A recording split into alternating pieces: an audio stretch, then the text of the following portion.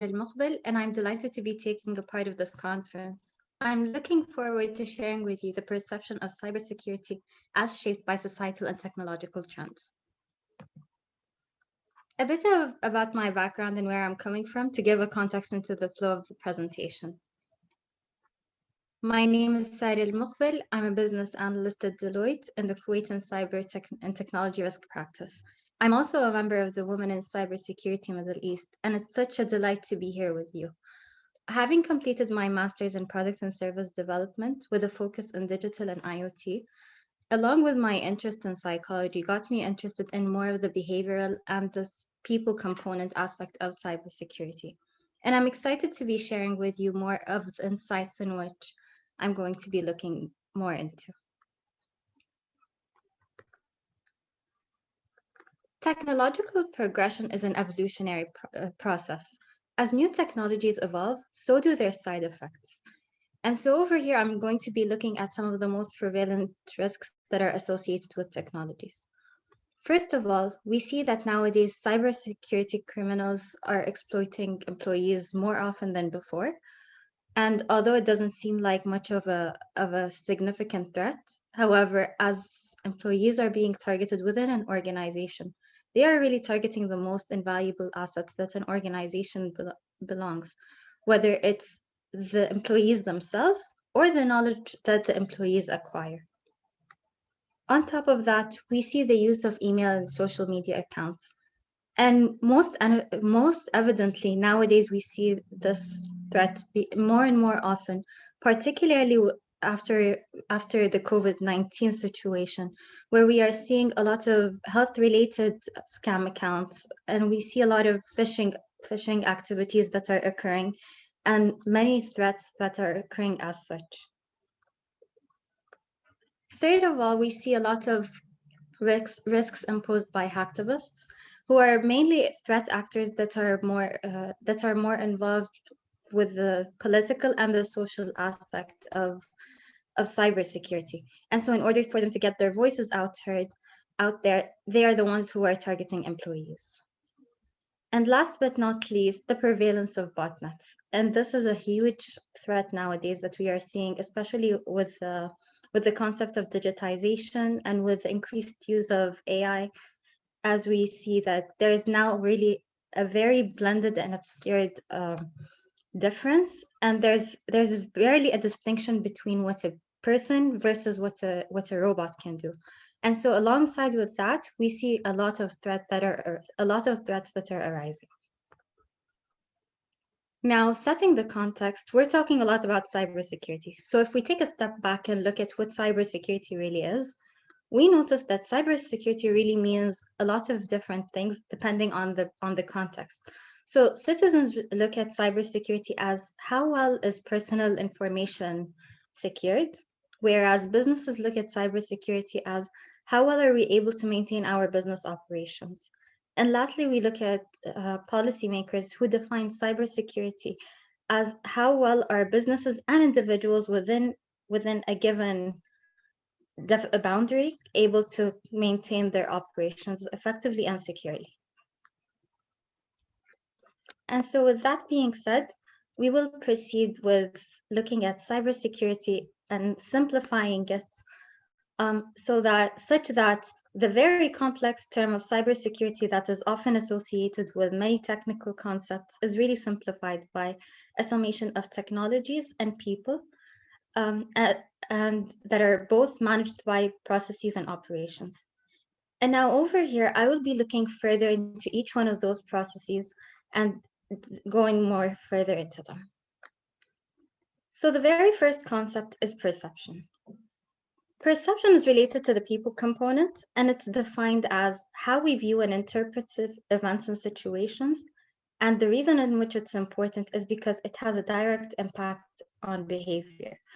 So if we break down the concept of perception, we really break it down into the process of picking up an external stimuli and then screening it so that we can acknowledge which stimuli we choose to focus our attention on. Now, the reason this is related to cybersecurity, because although on a first glance it seems very irrelevant, it's really directly related to cybersecurity because our actions and our behaviors are really what gives the concept of cybersecurity the importance that it currently is given right now. And so we see this link where our perception influences our behavior. However, alternatively, our behavior reflects our perception. And so they are both intertwined whether we choose to acknowledge it or not. Now, if we look at it on a more broad term, we look at the concept of a planned behavior model, because if we look at cybersecurity, it's all related to actions at the end. It's whether we choose to share certain information, certain sensitive information, whether we choose to expose certain information, whether we choose to compromise certain information. In the end, it all comes down to a human intention and planned behavior. However, although a human's behavior and general attitudes can't really be simplified, this model actually tends to break down any planned behavior into the concept of attitude, cultural norms, and perceived behavioral controls, all of which are interrelated, and all of which have a direct relation on our intention, which is what are we essentially trying to achieve? And all of those have a direct impact on our behavior. Now, the concept of attitude and cultural norms are self-explanatory. However, the concept of perceived behavioral control is more complex than what it actually is, where it's simply looking at, as a person, I would like to do something, I would like to do action X. However, given the context and the society in which I am placed in right now, we would know that it's actually it's not the action that I'm planning on doing is not very looked at in a positive manner. And so in that case, we tend to go with the societal view of things. And so in that case, perceived behavioral control actually has an indirect link to our behavior.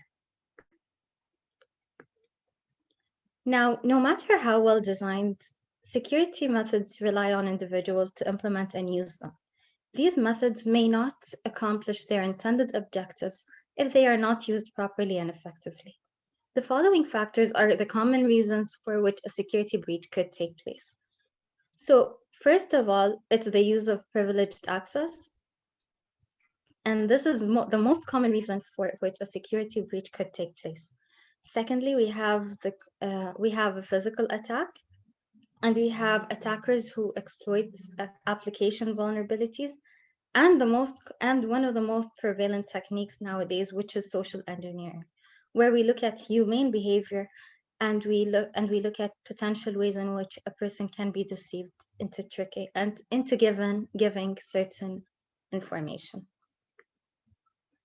Now, if we look at technologies within cybersecurity, there are certain trends that make cybersecurity a more attractive and significant field. And those include the increasing use of AI, the convergence of information technology and operation technology, and the increased use of biometrics. Within the upcoming slides, I'll be taking a deeper dive into each one of those. So looking at the increasing use of AI, the first technological trend is in the cybersecurity field is AI. And nowadays we are seeing it being used significantly within so many different fields. However, alongside with AI, we note many potential threats that are also increasing. First of them being code changes. Second of them being hackers' ability to bypass facial biometrics. And we see that really with the concept that AI is able to mimic certain human facial features and integrate them into any security metric, such that any discrepancies or any differentiation between two people's facial biometrics is overlooked. And lastly is password changes. I mean, essentially, many of us have encountered a situation where, without even knowing it, a certain application's password has been changed for us without our will or our intention to do so. And so all of those three factors are threats that we are noticing within AI.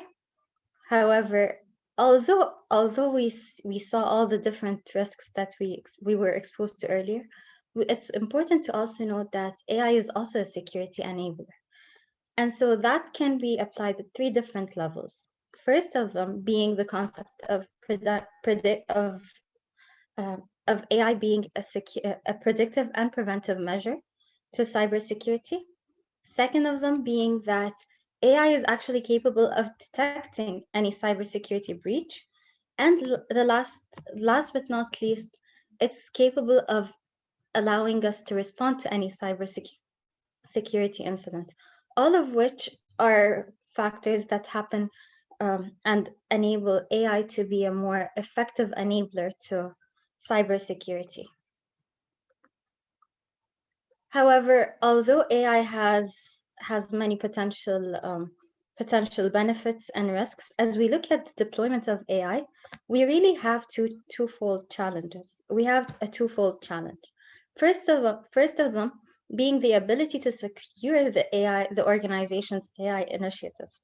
So, for instance, given how advanced AI is nowadays, some organization may not perceive it as being a very important or a very critical factor or critical initiative to invest in at the moment.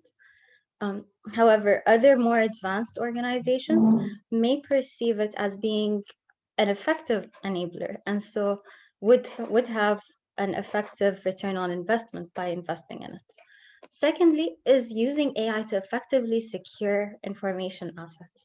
And this really comes down to looking at how AI is used, looking at how AI is deployed within the organization, and making sure that it does the right thing for the right people. Now, the second concept that we are looking more into is the concept of IT-OT convergence. Traditionally, IT and OT have been separated and have been recognized as being distinct fields. And so we noticed that the two fields were always working in silos. However, nowadays, with all the technological trends that we are coming into, there has been a blur between those two fields, and we noticed the concept of IoT, which is the Internet of Things. Now, the concept of IoT has been significant and has been revolutionary because it brought together two fields that have been thought of as being completely distinct and polarized. And so on one side, IT is really associated with the internet, with devices, with systems, and with networks. On the other hand, operations have more been involved with the processes and with how things are being done. And so the concept of IoT was really looking at how can we use a network, or how can we use a certain system or the internet altogether to control operations. And so with that being said, we see this concept of blur happening in between the two fields. And so this has been a tremendous enabler that made the concept of cybersecurity much more relevant than it has been before, where we are looking into, well, we are capable of controlling operations. However, how secure is this concept of being able to control it really is, whether it be on the end user or whether it be on the organization itself. And so nowadays, looking more into the use cases that we see the concept of IT-OT convergence. First of them being real-time tracking, second of them being predictive maintenance, and third of them being sensor-based monitoring. And nowadays we see all those different use cases almost on a daily basis, and we see them integrated into many of the technologies that we rely on for our daily operations or our daily life activities. And so really the concept of IT-OT convergence, although it was seen as a significant obstacle previously, it's now within our reach. And so if we look at the benefits that IT-OT convergence brought, it really comes down to the reduction of costs. And a lot of that has to do with the concept of scalability. Secondly is new revenue streams, as now we see that there are many different business models that arise because of the IT-OT convergence and because of the concept of cloud. And so with that being said, we have new revenue streams and new business models arising. And lastly is the concept of innovation opportunity. And this is really important because without the innovation opportunity that we are giving forward to the upcoming generations, there's really no room for improvement. And so, with our ability to give innovation an opportunity, especially to the upcoming generations, we are really embedding hope. And we are really making sure that the concept of cybersecurity is not only there to last for today, but is also something that can be passed forward to the future generations.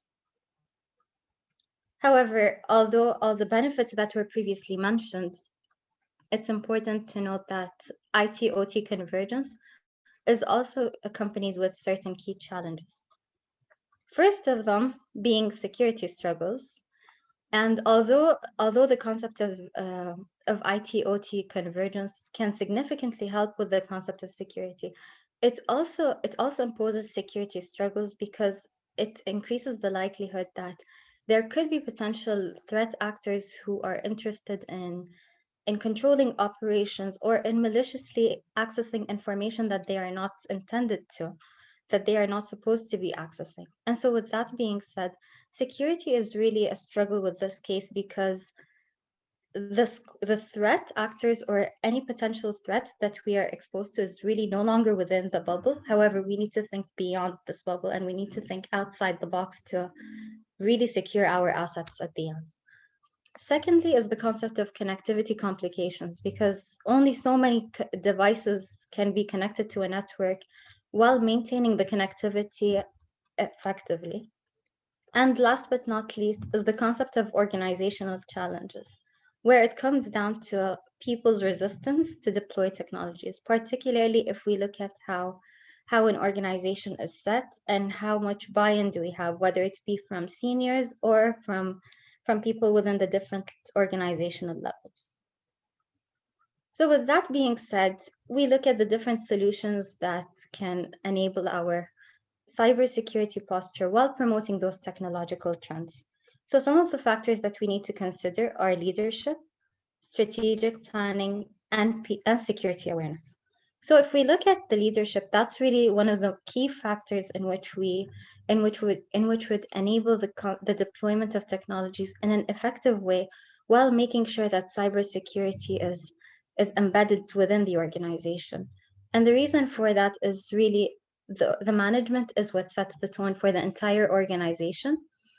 So if there's no managerial buy-in, in that case, the concept of cybersecurity is just blurred throughout the organization, and there's no really perceived importance. Hence, the people will not be acting in such a way that would ensure cybersecurity.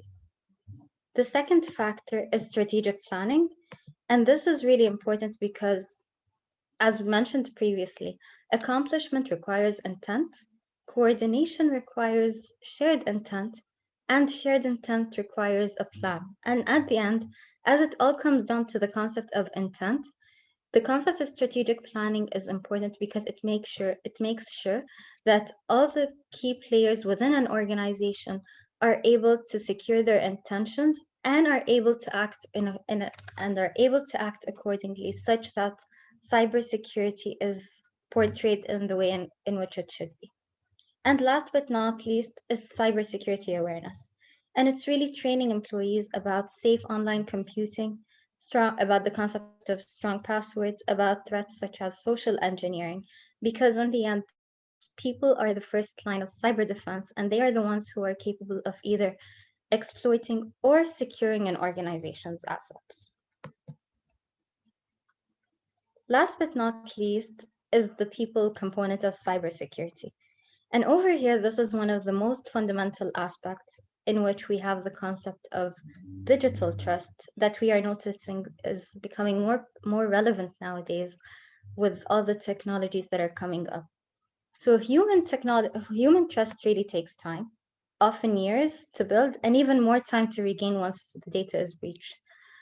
Data trust, on the other hand, is tested within a time frame of nanoseconds, and it's routinely breached, right, and quantified.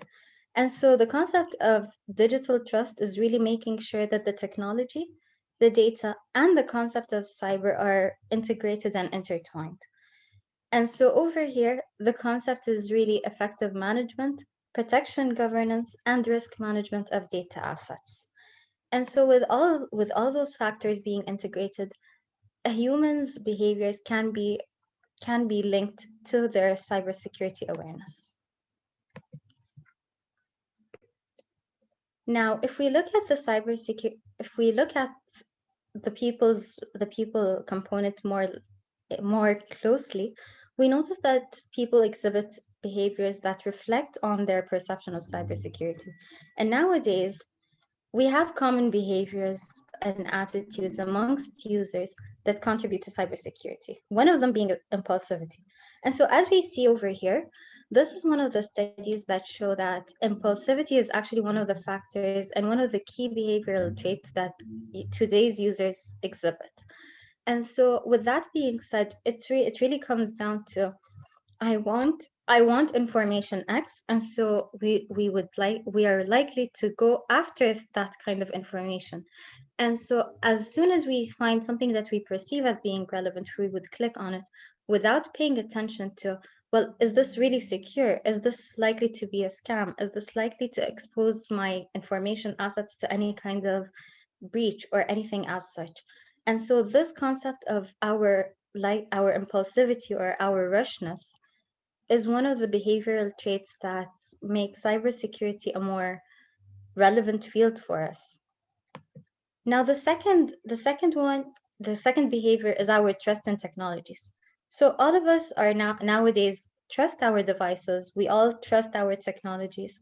And as a matter of fact, we rely on the internet much more than we think we do.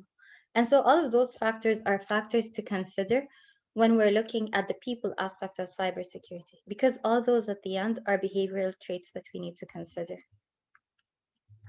Now, if we look at the concept of trust, we notice that it's really a process that takes a lot to build. However, the concept of breaking down trust is something that can happen within a split second.